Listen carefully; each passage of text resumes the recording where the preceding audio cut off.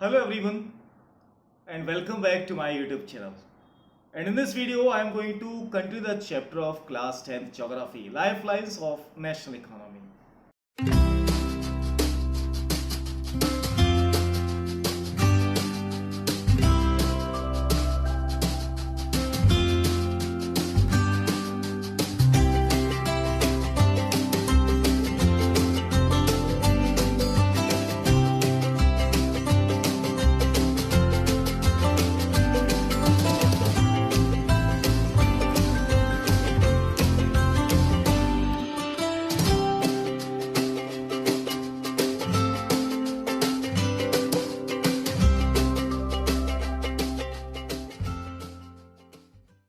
Till now I discussed about the roadways and its advantage over railways.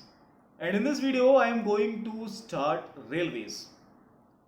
India का जो सबसे principle means of transport है ना, वो रेलवेज ही है. रेलवेज की वजह से इतने सारे पैसेंजर्स के आने जाने की सुविधा बन पाती है. लेकिन रेलवेज केवल एक ही काम नहीं करता है कि बस पैसेंजर उधर से उधर ले जाता है. इसकी मल्टीफेरियस एक्टिविटीज़ हैं, जैसे कि कई सारे लोग यहाँ पर बिजनेस पर्पज से भी यूज़ करते हैं. यहाँ पर साइट सीइंग घूमने भी जाते हैं. पिलग्रिम्स तीर्थयात्री भी यहाँ पर, और साथ के साथ ये सामानों को भी, गुड्स ट्रेन आपने सुना होगा, वो इधर से उधर दूर दूर तक बड़ी आसानी से ले जाती है. इंडियन रेलवेज को आज 150 ईयर से ज़्यादा हो चुका है और हमारे देश में बहुत ज़्यादा इसका योगदान है डेवलपमेंट में, चाहे वो एग्रीकल्चर हो चाहे वो आपका इंडस्ट्रीज हो. लेकिन रेलवेज की खासियत बताता हूँ. रेलवेज जहाँ है, क्यों है, इसके पीछे तीन फैक्टर्स होते हैं. तीन फैक्टर्स, एक होता है इकोनॉमिक फैक्टर, एक होता है एडमिनिस्ट्रेटिव फैक्टर और एक होता है फिजियोग्राफिक फैक्टर, कि वहाँ की ज़मीन कैसी है. ये तीन फैक्टर्स होते हैं. इस तीन फैक्टर्स का सबसे पहला एग्जाम्पल आपको देते हैं हम नॉर्थर्न प्लेन्स का. यहाँ पर सबसे ज़्यादा रेलवेज है क्योंकि यहाँ पे तीनों फैक्टर्स अवेलेबल है. फिजियोग्राफिक, एक प्लेन लैंड है जहाँ पे रेलवे का कंस्ट्रक्शन बहुत ईजी है, बहुत आसानी से रेलवे ट्रैक्स यहाँ पे बन जाते हैं.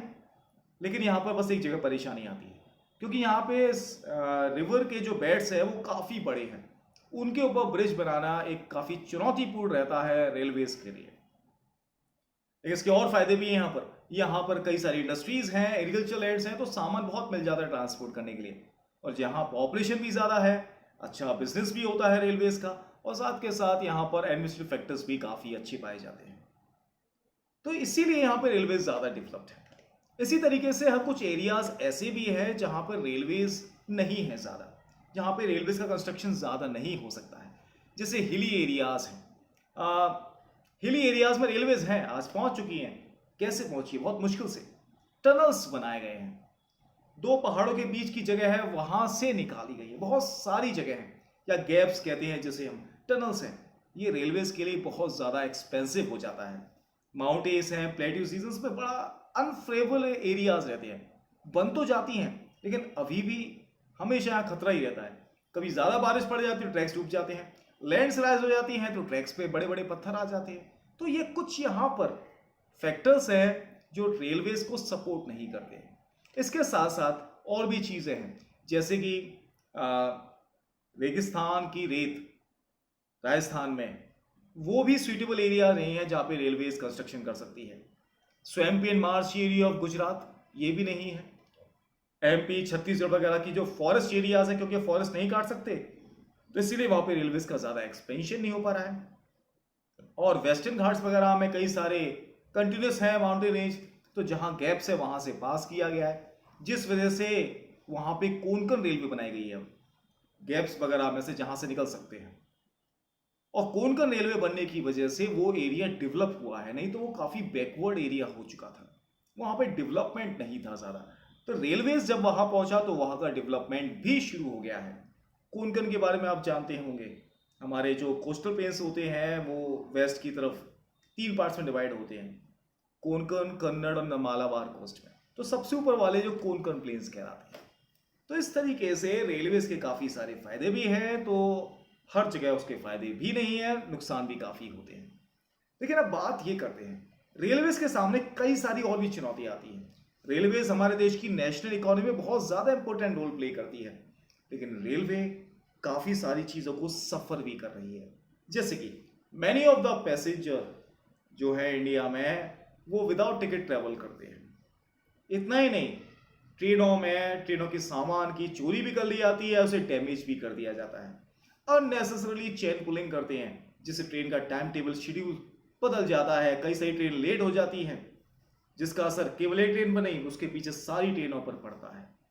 तो this is the factor which did not support railways.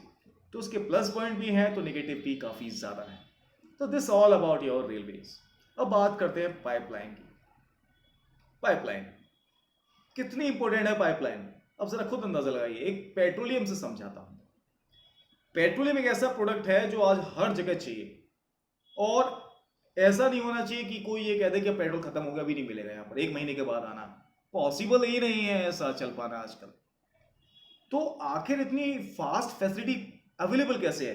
Petrol हमारे देश में हर जगह अवेलेबल नहीं है, मिलता है तो बहुत कम है, नहीं तो ज्यादातर हमें इंपोर्ट करना पड़ता है। तो क्या करते हैं? इसके लिए पाइपलाइन बिछा गई है, और पाइपलाइन नहीं होंगी तो ट्रांसपोर्ट होगा ट्रक से। ट्रक डिले कर सकता है, कहीं एक्सीडेंट हो जाए या देरी हो जाए, कुछ भी हो सकता है। तो पाइपलाइन कंस्ट्रक्ट करी गई है अंडरग्राउंड। हालांकि the initial laying of pipeline is very costly, बहुत ज्यादा खर्चा होता है, लेकिन एक बार ही खर्चा होता है, उसके बाद खर्चा नहीं है। फिर तो ट्रांसपोर्ट कॉस्ट मिनिमल हो जाता है, और without any difficulty and delay goods can be easily transferred from one place to another, and because of this many of the oil refineries in India are possible। इसी वजह से possible हुई है, नहीं तो शायद ये पॉसिबल नहीं था। और इन पाइपलाइन से केवल लिक्विड ही नहीं, आजकल हम सॉलिड भी ट्रांसफर करते हैं। जब उसे स्लरी में बदल देते हैं तो हम उसे ट्रांसफर कर सकते हैं। हमारे देश में बहुत सारे एरियाज हैं जहां पर रिफाइनरीज हैं, जैसे कि बरौनी है, मथुरा है, पानीपत है। कई सारे फर्टिलाइजर प्लांट्स हैं जहां पर बहुत ज़्यादा गैस की जरूरत होती है। तो ये सब पाइपलाइंस के द्वारा ही पहुंचाए जाते हैं। हमारे इंडिया में 3 फेमस पाइपलाइंस हैं। 3 फेमस, उन्हें तो आपको याद करना ही पड़ेगा। पाइपलाइंस पहली है आसाम से लेकर कानपुर तक की। जरा देखना, आसाम से कानपुर कैसे आती? गुवाहाटी होते हुए आती है। गुवाहाटी, बीच में गुवाहाटी पड़ता है, बरौनी पड़ता है, और लास्ट जो पड़ता है वो आपका इलाहाबाद है। ये 3 पड़ते हैं बीच में, लेकिन यहां से भी ब्रांचेस को और फर्दर डिवाइड किया गया है। अगर हम बात करें बरौनी की, तो बरौनी से जाती है हल्दिया तक, एक ब्रांच और है हल्दिया तक। किस रास्ते होते हुए? राजबंद होते हुए जाती है, और राजबंद से एक और फैल गई आगे मौरी ग्राम तक।